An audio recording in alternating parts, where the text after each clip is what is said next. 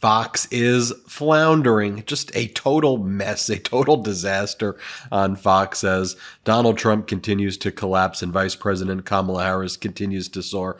Fox doesn't even know what it's doing. They're trying to attack Vice President Kamala Harris, but it's just not landing. Like, here you have Jeanine Pirro on Fox accusing Vice President Kamala Harris of not being sober. Seriously, Jeanine, that's also projection. Play this clip. Her past is something that she should be embarrassed of. Her past 3.5 years in the White House has been a joke. You have to look at this woman and say, you know, is she sober? We have the during the last 3.5 years. I mean, she just laughed her way through it. Right. And then Fox brings on Kristi Noem, who kills her dogs, the governor of South Dakota. And here she goes, the real issue with Vice President Kamala Harris is she doesn't understand the concept of America. Here, play this clip. She does not hold the beliefs of the United States of America to heart and want to defend our freedoms and liberties. And that's what I hope the American people really see before we get to Election Day.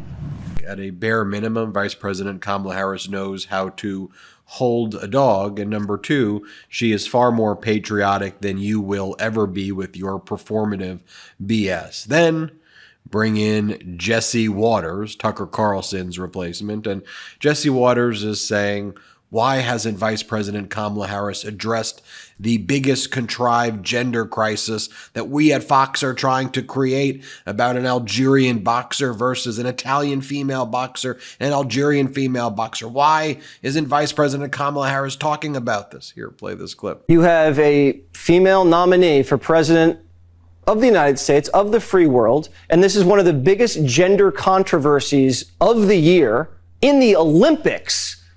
And Kamala Harris hasn't said anything, and she hasn't even been asked about it. And that's a cover-up. And that's a real shame. Crickets. Now, when Fox is trying to contrive these culture wars, doesn't it just seem so pathetic right now? Speaking of which, then Laura Ingraham hosts her show where she tries to attack Vice President Kamala Harris. Then she calls in this clip where Vice President Kamala Harris tells her to sit down. Here, watch this. Yeah, that's DEI. And this sums up the Biden-Harris administration's fixation with it, because it gives them the veneer of being champions of minorities and women. And Harris knows how to lay it on really thick at her sorority event last night. And please have a seat. I thought everyone was standing. If you have a seat, please have a seat. Thank you all. And to all the members of Sigma Gamma Rho Sorority Incorporated. That's really funny. And all right, now we got the new character in Trump's orbit. Bring in Caroline Sunshine, Donald Trump's new communications director, straight out of Central Casting of North Korean propaganda. Here, Caroline Sunshine says, Donald Trump has an exceptional eye for talent, and he picked the greatest person in J.D. Vance and Shady Vance. Play this clip. And look, what President Trump, I think, was communicating is he's the great American warrior. You know this. You just watched him take a bullet for democracy and come back to the state of Pennsylvania. But he selected a fellow warrior in J.D. Vance. And President Trump, as we know, has an exceptional eye for talent. He picks the best people for the job. And as we've continued to see, I thought this was really interesting. I had a colleague earlier come up and tell me J.D. Vance's book, Hillbilly Elegy, and the movie that it was based off of on Netflix, both reaching #1 in the book charts and the Netflix charts, because what we're seeing is the more the American people get to know J.D. Vance, unlike Kamala Harris, the more they like him, the more they want to know him. And he's from a community of forgotten men and women. And as I said, President Trump has an exceptional eye for talent in who he chooses, and he understands how high the stakes are for this country. And so does J.D. Vance. 5 minutes later, what do they do? 5 minutes later, here is J.D. Vance in an interview on Newsmax, I guess to try to rehab his image, talking about Diet Mountain Dew and being all weird. Here, play this clip. Do firsthand. There we are. All right, my friends. All right. Should we toast here? Yes, we need to See, toast. this is the good stuff here. It's high caffeine, low calorie. Mm-hmm. Back to the new character in Trump's orbit, Caroline Sunshine. Here she says that Donald Trump's disastrous interview before the National Association of Black Journalists was a masterclass. The way Donald Trump pushed back and he questioned Rachel Scott about DEI. Here, watch this ridiculousness. Play the clip. I thought it was a masterclass from President Trump in how to tell, as he asked Rachel, he said, can you give me a definition of DEI? Can you give me a definition? And she couldn't. So I thought it was a masterclass from President Trump in how you fight, and tell the truth. And yet another textbook case study in how the liberal mainstream media's bias plays out. I feel compelled to just show you one more time, though, what actually went down so we could live in a world of reality. Here's what happened when the ABC News reporter Rachel Scott asked Donald Trump the question. Let's see if you thought this was a master class. Here, play this clip. Follow up, sir, and then we'll move on to other questions here. Some of your own supporters, including Republicans on Capitol Hill, have labeled Vice President Kamala Harris, who is the first Black and Asian American woman to serve as vice president and be on a major party ticket, as a DEI hire.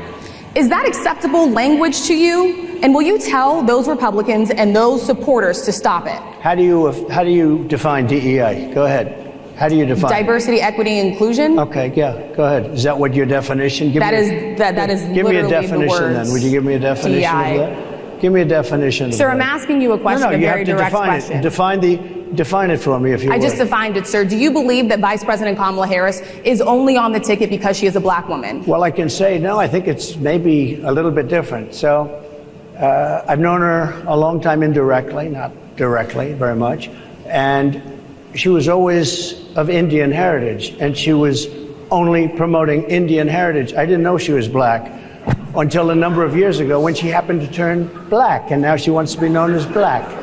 So I don't know, is she Indian or is she Black? She is always identified as a Black woman. She went to a historically Black college. I respect either one, but she obviously doesn't, because she was Indian all the way, and then all of a sudden she made a turn and she became a Black person. Just to be clear, sir, do you believe that she is? I think somebody should look into that too when you ask continue in a very hostile, nasty tone. It's a direct. That's the thing. These Trumpers live in their own delusional cult echo chamber where you're like, that just didn't happen. Like, that's not the way it went down, Caroline. So, like, what? You lose all credibility when you say things like that. Speaking of which, she then thanks Harris Faulkner, the interviewer, who was one of the three panelists who gave Trump more of the softball questions. She said, but you did a good job, Harris Faulkner, at the National Association of Black Journalists event. Play this clip. Well, first of all, Harris, thank you for showing the other women on that stage how to be a journalist and asking a thoughtful question. And then Caroline Sunshine says, well, you know what this election's really about? It's fight versus fake. Here, play this clip. Word of the day is fake versus fight. President Trump says it better than I ever could. And on stage in Pennsylvania last night, you heard him say, this election is between fake and fight. Kamala Harris, if she is likely to be the Democrat nominee of selection versus election, is fake policies. She allows the fake news media to do her bidding and carry water for her so that she never has to show up and take tough questions from journalists. Versus you contrast that with fight. President Trump being the man who took a bullet for democracy and then returning to that state of Pennsylvania just weeks later, and then fight, looking at how he handled himself on that stage, willingly. I mean, Donald Trump's literally been found liable for fraud. He's a convicted felon, been found liable for sexual assault. He's like the definition of fake. But look, Democrats are pushing back. Back in the land of normalcy, we have Democratic Congresswoman Jasmine Crockett calling out the MAGA Republicans for just being very weak. Here, watch this. And as someone who is known as being a fighter, I think that they love that she is pushing back, and she's pushing back hard, because for so long people kept trying to say the Democrats were weak. But right now, the only person that looks weak is Trump. He doesn't have an answer for the vice president, and all he wants to do is talk about her behind her back. But as she stated in Atlanta this week, if he's got something to say it to her face. And, well, we'll just see if he absolutely decides that he's still going to skip out on that debate, or if he's actually going to, join her on stage. Yeah. Then we have Senator Raphael Warnock of Georgia saying, look, the reality is that because these MAGA Republicans don't have any policies, they stand for nothing, they fall for everything. And so you get what you're seeing right here. Play the clip. Well, the man has no agenda. He has no vision. And so people who have no vision traffic in division. They don't know how to lead us, and so they're focused on dividing us. We should not forget how Donald Trump entered into the world of politics in the first place. Remember, it was literally challenging the birth certificate of Barack Obama. He literally rode in on division, even before he announced his candidacy, and then he came down that escalator. And later on, as he announced that he was running for the presidency, and he spent all of his time trying to convince each of us to be afraid of other people who are our neighbors, to be afraid of our neighbors.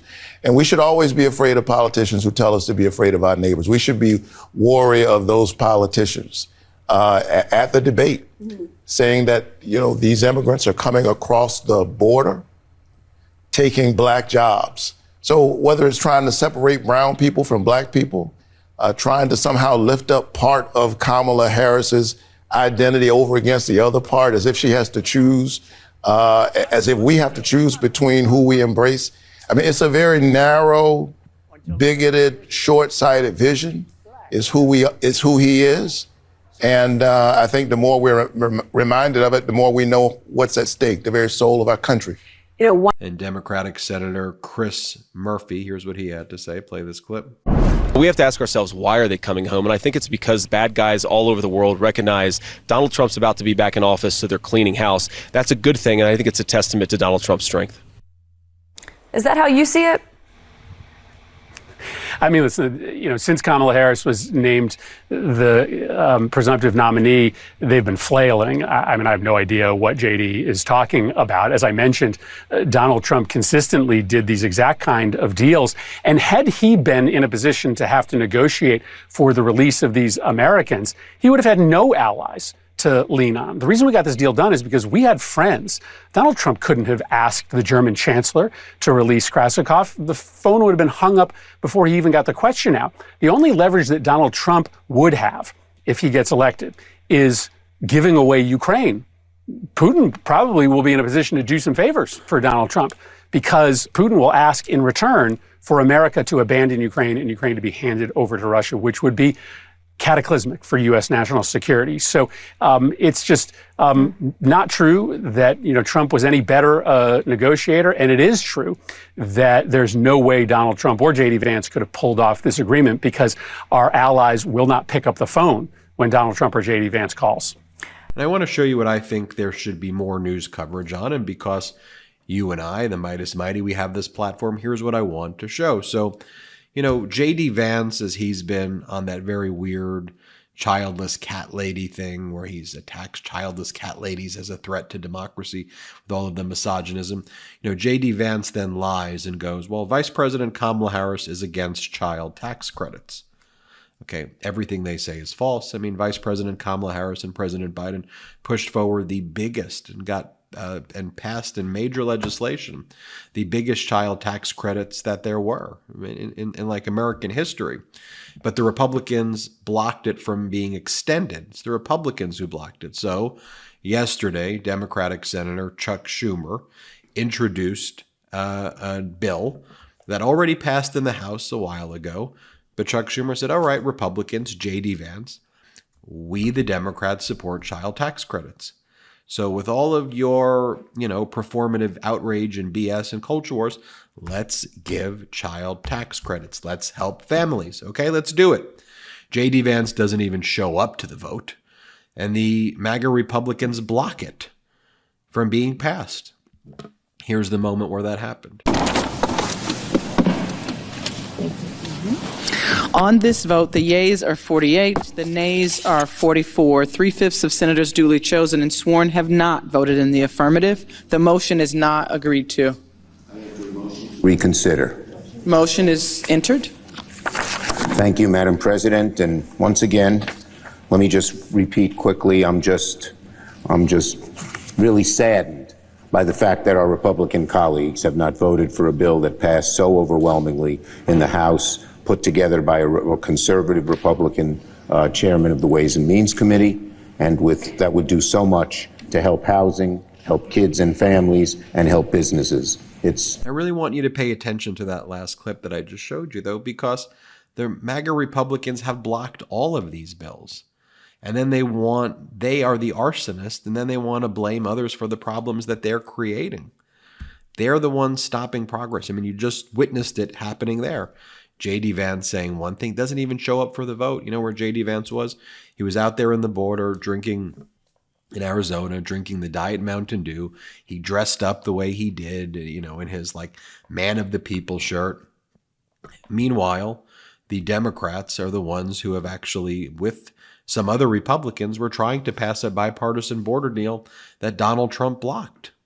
Donald Trump blocked the bipartisan border deal. And again, it's not just me saying that to you. Here's Donald Trump saying it in his own words that he did it. Here, play the clip. But you give illegal taxpayer-funded lawyers, so they have millions of dollars in this agreement, in this deal, which we, by the way, killed. I think we killed it. I think it's dead. But you can never say it because bad bills always come back to life because these guys make a lot of money with bad bills. But they give millions, tens of millions of dollars, it's down there, to lawyers to represent the illegal immigrants that come into our country. It's not even believable. And that bipartisan border deal would have done a lot of good. Here's a Republican, conservative Republican from Oklahoma, who was the lead negotiator on that bill that Democrats agreed to pass before Donald Trump blocked the bill. This is James Lankford, Republican from Oklahoma. Here's what he had to say about it. Play the clip. So Biden, in a rare moment, was correct in the things that he was actually laying out in that clip from the State of the Union address. It would have increased the number of border agents, would have increased the number of asylum officers. It would have radically changed the way that we did actually the process. So I just think it's important that you see what's really going on here. And here, Vice President Kamala Harris isn't afraid to talk about being a problem solver. Play the clip. So here is my pledge to you. As president, I will bring back the border security bill that Donald Trump killed, and I will sign it into law and show Donald Trump what real leadership looks like. Let me know what you think. Hit subscribe. Let's get to 3 million subscribers together. We're almost there. Thanks for watching. Love this video? Make sure you stay up to date on the latest breaking news and all things Meidas by signing up to the MeidasTouch newsletter at MeidasTouch.com/newsletter.